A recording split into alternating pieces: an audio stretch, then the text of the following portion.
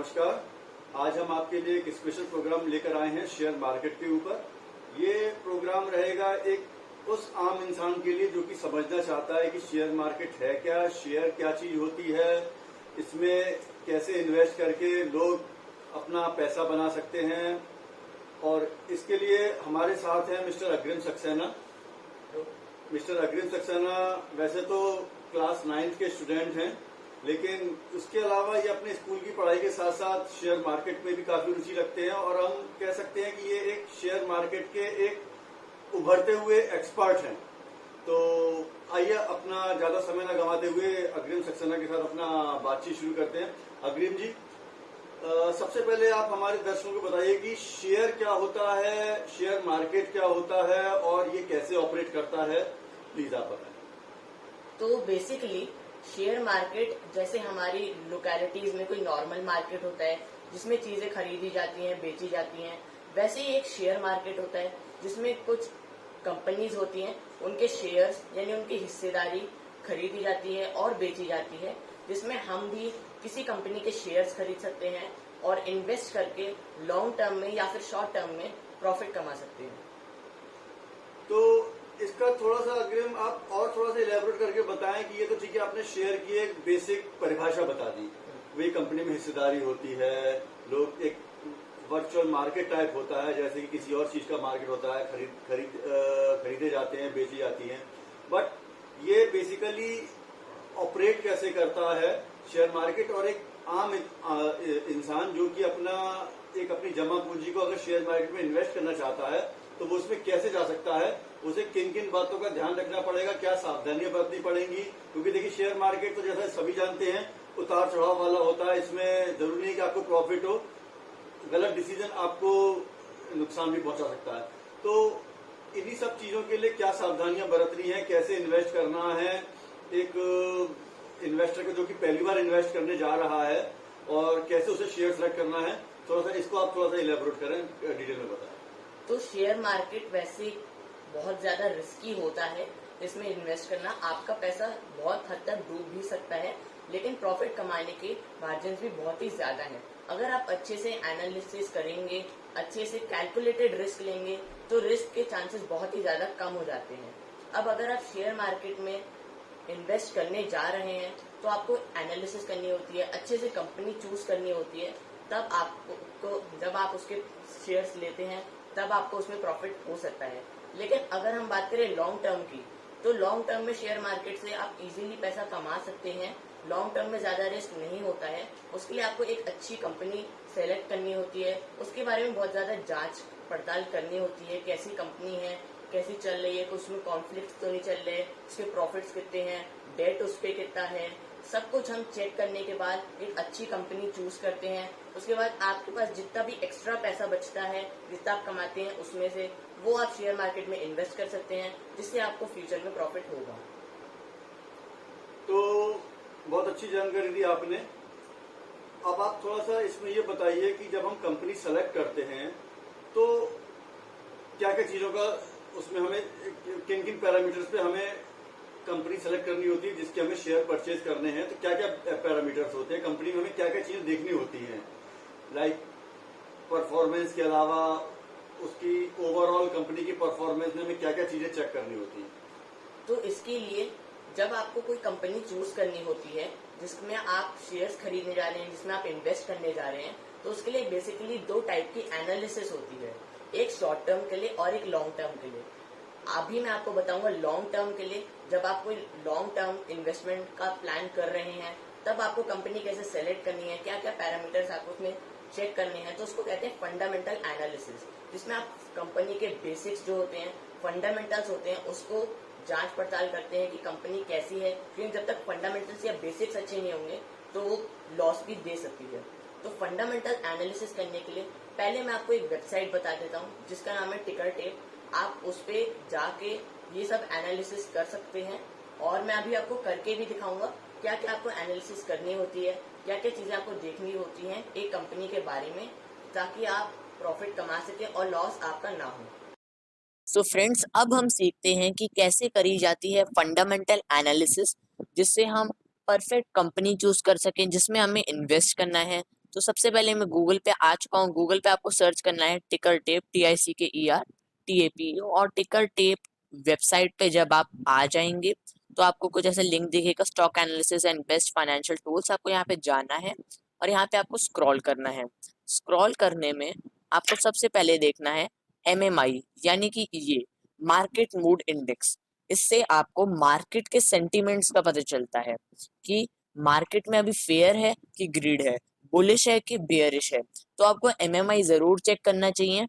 मेरी राय ये है कि अगर ये फेयर पे या एक्सट्रीम फेयर पे हो तभी आप इन्वेस्टिंग करें। अगर ये ग्रीड या एक्सट्रीम ग्रीड पे हो तो ज्यादा अच्छा टाइम नहीं माना जाता।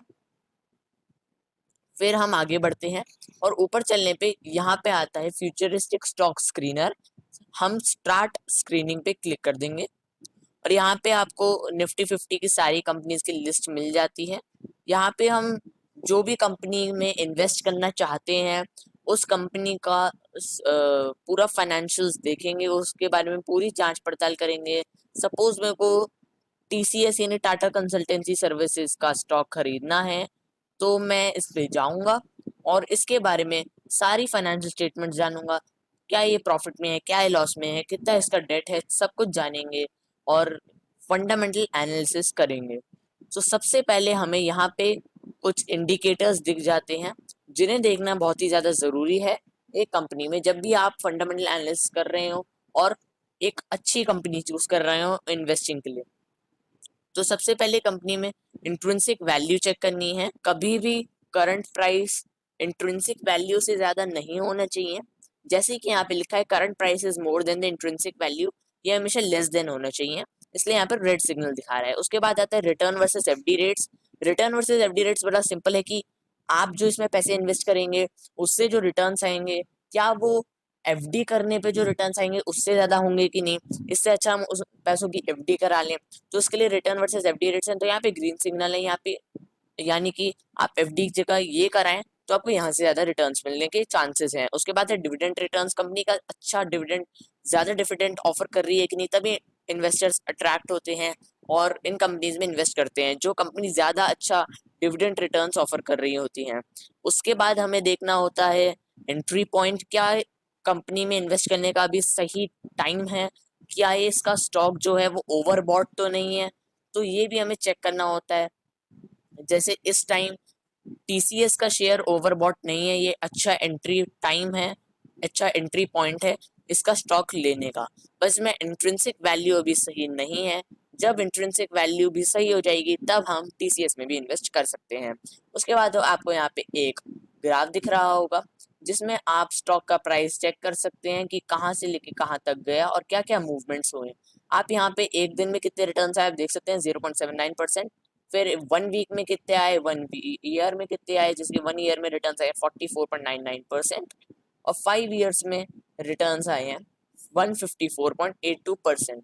तो आप यहाँ से रिटर्न्स कितने आने के चांसेस हैं वो यहाँ पे देख सकते हैं। उसके बाद हम स्क्रॉल डाउन करते हैं, यहाँ पे आपको 3 चीजें दिख रही होंगी। पहला, कंपनी किस सेक्टर में है, किस फील्ड में है। तो यहाँ पे ये IT कंपनी है, इंफॉर्मेशन टेक्नोलॉजी की है, जो कि IT services and consulting provide करती है। आपको सेक्टर देखना बहुत ही ज्यादा इंपॉर्टेंट है। हमेशा सनराइज इंडस्ट्री वाली कंपनीज में ही इन्वेस्ट करें, सनसेट इंडस्ट्रीज में ना करें। आप उन्हीं कंपनी में इन्वेस्ट करें जो उस सेक्टर में है, जो आपको लगता है फ्यूचर में ग्रो होंगी या फिर एवरग्रीन है, जो हमेशा ग्रो होती ही रहती है। तो IT जैसे फ्यूचर है, इसलिए IT सेक्टर में आपको बहुत ही अच्छी अपॉर्चुनिटी है इन्वेस्ट करने की, ऐसे ही सेक्टर आपको ढूंढने चाहिए। साथ साथ सेकंड आता है लार्ज कैप कंपनी है, इसका कंपनी का मार्केट कैपिटलाइजेशन कितना है, कंपनी का मार्केट कैप क्या है, स्मॉल कैप, मिड कैप या लार्ज कैप। तो आपके लिए मैं यही रिकमेंड करूंगा कि मिड कैप में सबसे बढ़िया होता है या फिर लार्ज कैप या मिड कैप में आप इन्वेस्ट कर सकते हैं। उसके बाद यहाँ पे तीसरा इंडिकेटर बहुत इंपॉर्टेंट आ जाता है, लो रिस्क। इसमें रिस्क कितना है, पिछले 3 यहाँ पे इंडिकेटर ये दिखाता है। रिस्क में लो रिस्क, मॉडरेट रिस्क और हाई रिस्क। इसमें लो रिस्क है तो हमेशा लो रिस्क या मॉडरेट रिस्क वाली में मैं प्रेफर करूंगा इन्वेस्ट करना, हाई रिस्क वाली में ज्यादा नहीं करना चाहिए। उसके बाद हम नीचे स्क्रॉल डाउन करते हैं और फिर अगर हम की मैट्रिक्स में अभी हम देखेंगे PE ratio. PE ratio check करना बहुत ही ज़्यादा इंपॉर्टेंट रहता है, तो की मैट्रिक्स में आप पीई रेशियो ज़रूर चेक करें। अब पीई रेशियो बेसिकली एक प्राइस टू अर्निंग रेशियो होता है, जिसका सीधा साधा फॉर्मूला होता है निकालने का, जो कि होता है the money you invest divided by return on investment. यानी कि आप जितना पैसा इन्वेस्ट करेंगे उसको आप डिवाइड कर दीजिए जितना आपको प्रॉफिट होगा। फॉर एग्जाम्पल, अगर मैंने 25 रुपीज इन्वेस्ट किए इस कंपनी में और मेरे 25 रुपीज 30 रुपीज में कन्वर्ट हो गए, तो इसका मतलब है मेरा 5 रुपीज का प्रॉफिट हुआ क्योंकि मेरे को 5 रुपीज एक्स्ट्रा मिले। तो मेरा पीई रेशियो आएगा 25 divide by 5 is equal to 5, यानी मेरा पीई रेशियो आया 5। इससे हमें बड़ा बड़ा आइडिया ये लग जाता है कि हमेशा उन कंपनीज में इन्वेस्ट करें जिनका पीई रेशियो 1 से लेके 15 तक हो या 1 से लेके 20 तक हो। 20 से एक्सीड नहीं करना चाहिए और नेगेटिव में भी नहीं होना चाहिए। उसके बाद हम की मैट्रिक्स में सिर्फ पीई रेशियो ही चेक करेंगे। उसके बाद हम नीचे आते हैं और फिर नेक्स्ट आता है यहाँ पे फोरकास्ट एंड रेटिंग। आप फोरकास्ट एंड रेटिंग भी चेक कर सकते हैं कि जो प्रोफेशनल एनालिस्ट हैं स्टॉक मार्केट के, वो क्या सजेस्ट कर रहे हैं, इस कंपनी में इन्वेस्ट करना चाहिए कि नहीं। जैसे उसके बाद हम आते हैं नीचे और फिर नीचे हम स्क्रॉल डाउन जब करते हैं तो हमें यहाँ पे कंपनी के पीयर्स पता चल जाते हैं कि इसके कंपटीशन में इसी सेक्टर में और कौन सी कंपनी है, जिसमें आप इनकी भी एनालिसिस कर सकते हैं और चेक कर सकते हैं ये कंपनी ज्यादा अच्छी है या वो वाली। बाद नीचे आते हैं और हम देखते हैं फाइनेंशियल ट्रेंड। यहाँ पे सीधा चलते हैं फाइनेंशियल स्टेटमेंट्स में। जब हम फाइनेंशियल स्टेटमेंट्स में आते हैं यहाँ पे हमें मेन चीजें देखनी है कंपनी की। 3 इंडिकेटर्स देखते हैं कि कंपनी का रेवेन्यू ग्रोथ कैसा है, कंपनी की नेट इनकम कैसी है, कंपनी का मार्केट शेयर कितना बड़ा और हो रहा है। यहाँ पे आप तीनों इंडिकेटर्स देख सकते हैं। अगर ग्रीन फ्लैग हो तो बहुत बढ़िया है और अगर रेड फ्लैग हो तो अभी सही टाइम नहीं है इन्वेस्ट करने का। उसके बाद हम नीचे चलते हैं और यहाँ पे फाइनेंशियल स्टेटमेंट इसका पता चल जाता है, लेकिन हम सिर्फ 2 चीजें चेक करेंगे जो कि है टोटल रेवेन्यू और नेट इनकम। अगर टोटल रेवेन्यू हर साल पिछले साल से आपको कंपेयर करना है, हर साल अगर टोटल रेवेन्यू बढ़ रही है, इंक्रीज कर रही है, तो ये सही मौका है। यानी कि अगर आप देख सकते हैं यहाँ पे 2018 में 1,26,000, फिर 1,50,000, 1,61,000 और फिर 1,67,000। जैसे कि टीसीएस की revenue her year by year increase कर रही है। उसके बाद अगर हम आए नेट इनकम पे, तो नेट इनकम भी आप देख सकते हैं 25,000, 31,000, 32,000, 32,430। तो हर साल इंक्रीज नेट इनकम भी करिए। नेट इनकम को इंक्रीज करना बहुत ही ज्यादा जरूरी है। तो कंपनी की नेट इनकम हर साल इंक्रीज करनी चाहिए, तभी आप उसमें इन्वेस्ट करें। तो हम नेक्स्ट देखते हैं बैलेंस शीट कंपनी की। और जब हम कंपनी की बैलेंस शीट देखते हैं यहाँ पे भी हमें 2 इंडिकेटर्स मिल जाते हैं। इनमें भी ग्रीन फ्लैग दिख रहा है। अगर ग्रीन फ्लैग दिख रहा है तो वेरी गुड, अगर रेड फ्लैग दिख रहा है तो अभी आपको इन्वेस्ट इसमें नहीं करना चाहिए।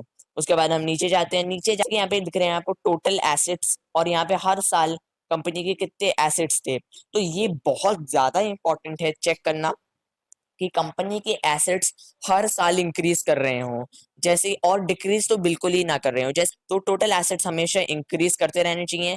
अगर डिक्रीज कर रहे हैं then it means that company अपने एसेट्स बेच रही है, उसको या तो अपना बहुत सारा कोई कर्जा कोई लोन चुकाना है या फिर कोई और प्रॉब्लम है। उसके बाद हम नीचे चलते हैं और टोटल लाइबिलिटीज चेक करते हैं।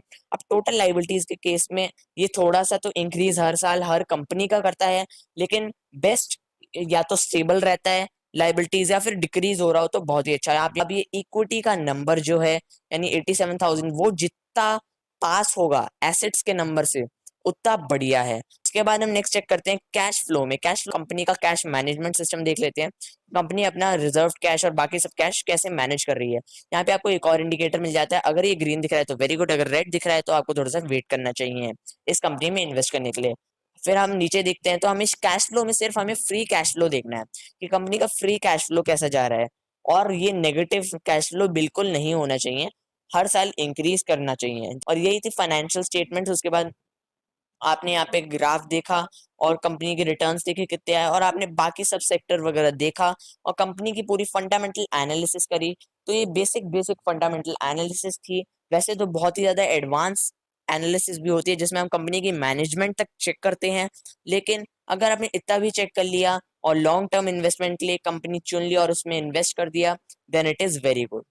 तो आई होप आप लोगों को इस वीडियो से बहुत ही ज़्यादा नॉलेज मिली होगी और पता चल गया होगा कि कैसे अगर आप एक लॉन्ग टर्म में कंपनी में इन्वेस्ट करने का सोच रहे हैं तो कैसे आप कंपनी चूज करें, कैसे आप उनकी परफॉर्मेंस देखें। अगर आपको वीडियो पसंद आई हो तो वीडियो को लाइक करें। ऐसी ही वीडियो और फ्यूचर में देखने चाहते हैं तो चैनल को सब्सक्राइब करके बेल आइकन जरूर ऑन कर लें और ऐसी नॉलेजेबल वीडियोस को और लोगों को भी शेयर करें। और कमेंट्स में बताइए अगर आपको कोई भी क्वेरी है या फिर और ऐसे टॉपिक्स पे वीडियो चाहते हैं तो। ठीक है अग्रिम, आपने काफी अच्छी तरीके से समझाया और मुझे उम्मीद है कि हमारे दर्शक लोग इससे काफी लाभान्वित होंगे और उन्हें आपने काफी वैल्यूएबल टिप्स दी। और ये इस वीडियो को, इस एपिसोड को हम यही समाप्त करते हैं। और समाप्त करने से पहले मैं ये कहना चाहूंगा कि हमारे कोई भी दर्शक इस वीडियो को देखने के बाद, इस वीडियो के दौरान अगर उनके माइंड में कोई भी क्वेरी है, कोई भी क्वेश्चन है, तो आप इनबॉक्स में भेज दें, जिसका कि मिस्टर अग्रिम आपको आंसर देंगे। और आज इन्होंने बताया कि अगर आपको लॉन्ग टर्म के लिए इन्वेस्टमेंट करना है तो किन बातों पर ध्यान रखना है। अगला इसकी हम सीरीज में अगला एपिसोड लेके आएंगे जिसमें कि बाकी चीजों के अलावा अग्रिम ये भी बताएंगे कि शॉर्ट टर्म में गेन करने के लिए, इन्वेस्ट करने के लिए किन चीजों का ध्यान रखना है। तब तक के लिए धन्यवाद।